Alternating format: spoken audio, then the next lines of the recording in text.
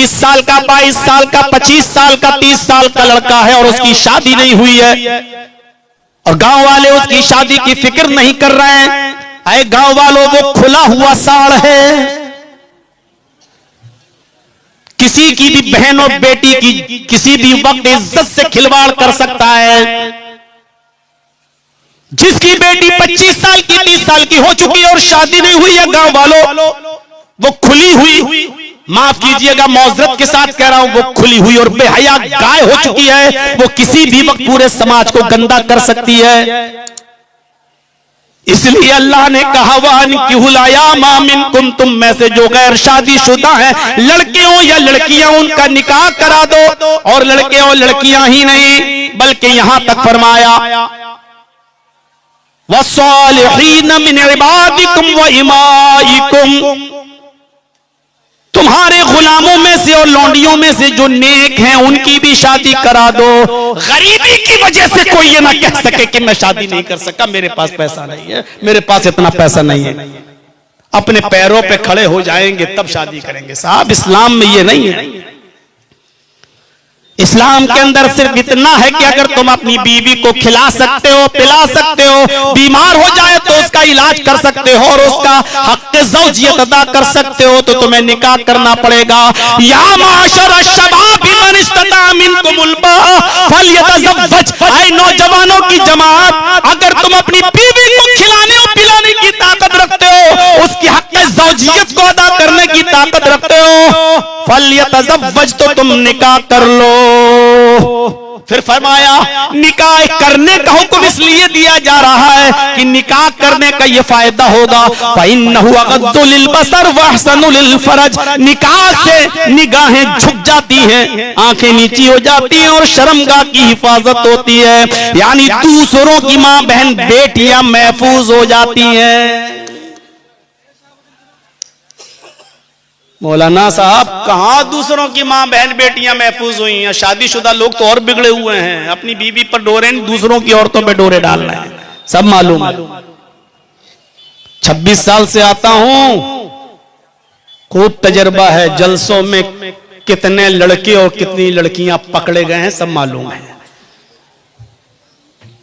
بٹھا کے رکھے گئے ہیں, صبح ہو کے سرپنچ صاحب فیصلہ کرتے ہیں اچھا لڑکا لڑکی کو لے کے بھاگا ہے, پہلا سزا چل نکاح کراؤ دونوں کا.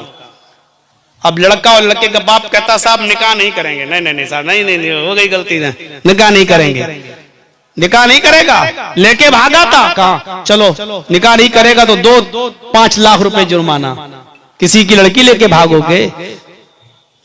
سرپنچ نا قیامت کے دن یہ اتنا لٹھیائے جائیں گے یہ لوگ جو فیصلہ کر رہے ہیں. کیوں صاحب 5 لاکھ روپے لڑکا کیوں دے, لڑکے کا باپ کیوں دے؟ صاحب کسی کی لڑکی لے کے بھاگا, اس کے گھر گیا تھا, لڑکی اٹھا کے لے گیا تھا, لڑکی کی مرضی نہیں تھی بھاگنے میں.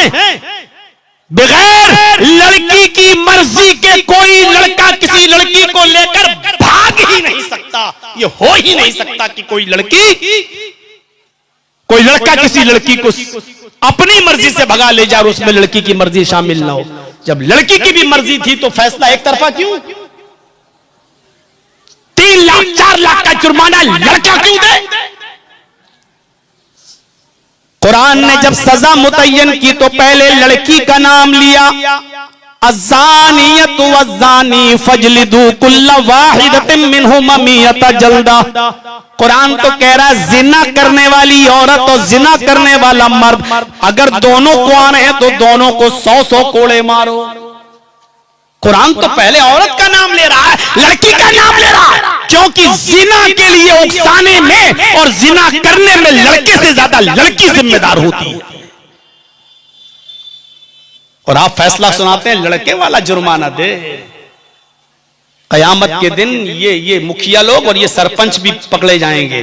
آؤ تم کیا تم فیصلہ کرتے ہو؟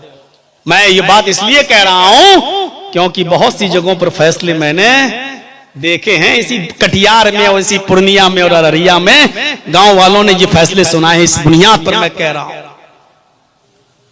میرے بھائیوں,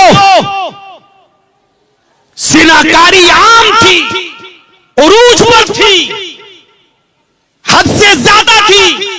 شادیوں کے یہ طریقے تھے، اسلام نے ان تمام طریقوں پر پابندی لگا دی اور حکم دیا کہ جو غیر شادی شدہ ہیں معاشرے کو پاک و صاف رکھنے کے لیے ان کا نکاح کرا دو۔